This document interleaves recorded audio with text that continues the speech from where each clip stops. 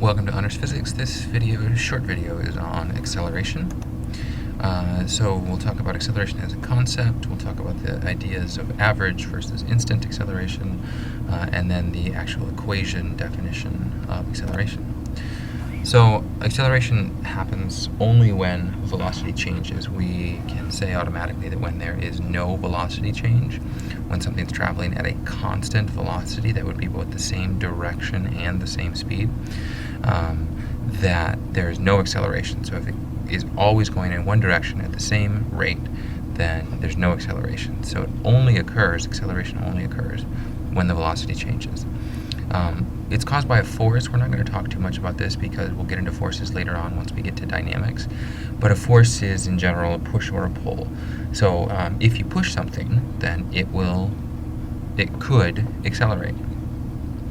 And the conceptual definition that I really want you to think about is that it is how much the velocity changes every second.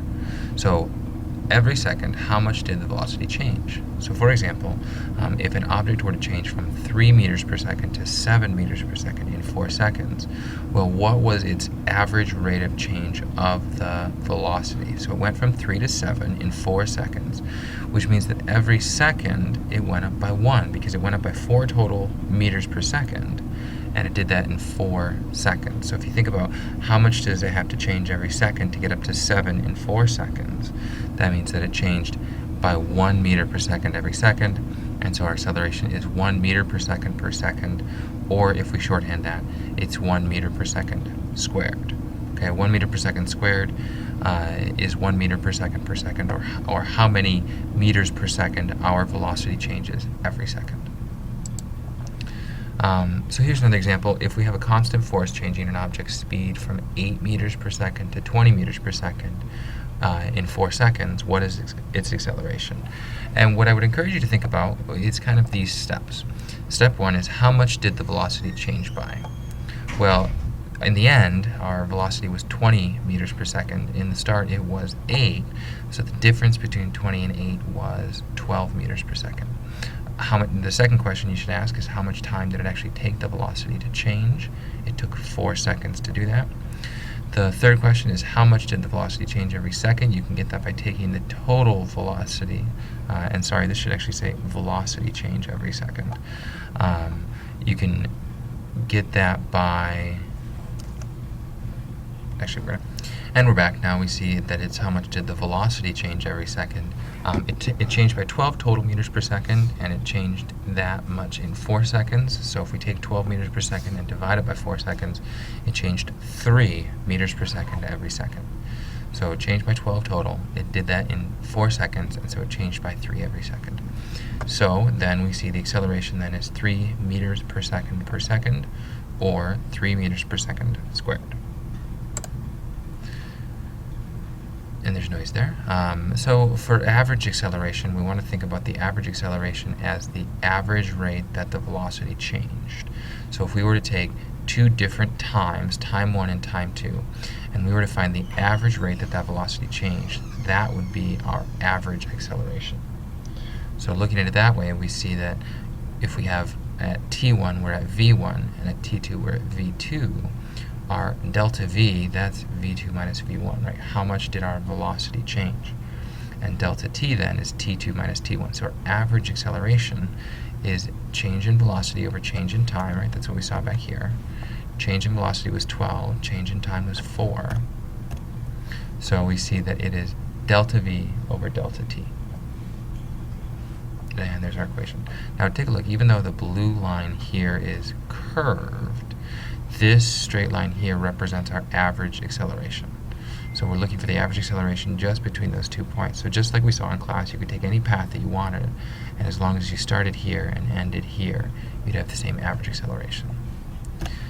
Now, instant acceleration, or instantaneous acceleration, is something that we won't calculate this year because it's very difficult for us to calculate.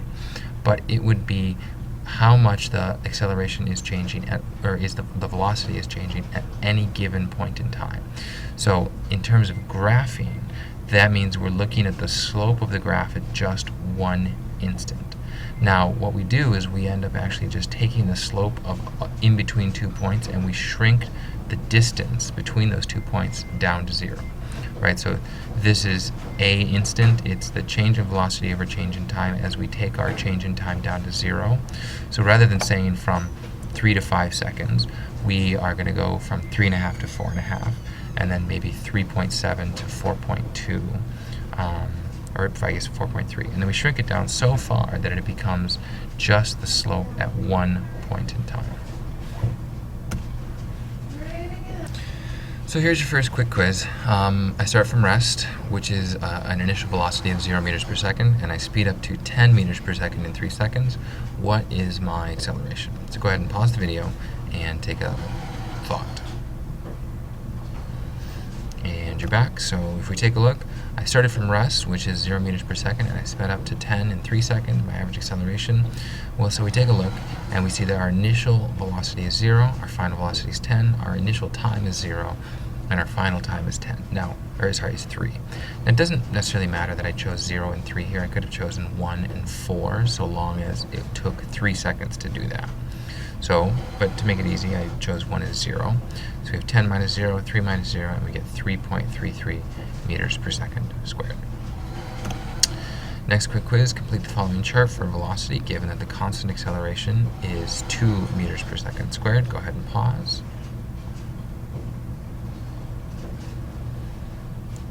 And welcome back. So what we're seeing is that we increased our velocity by 2 meters per second every second.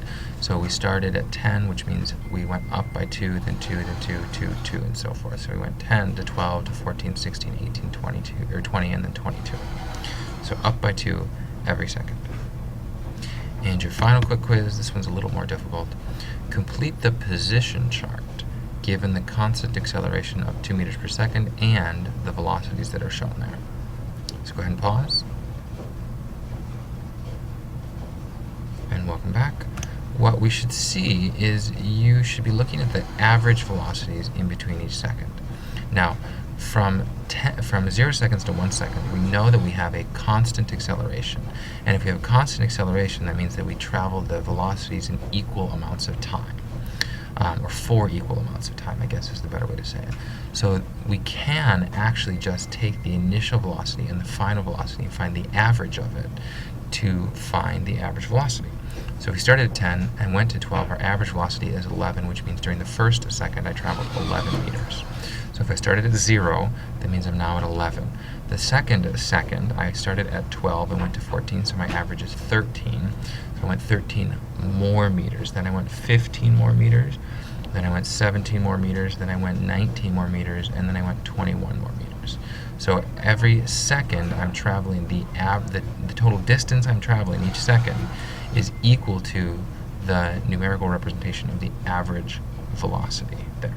And we can do the average velocity only because we have a constant acceleration. When you don't have a constant acceleration, you cannot use the average of the velocities. That's it for this video, and I'll see you next class.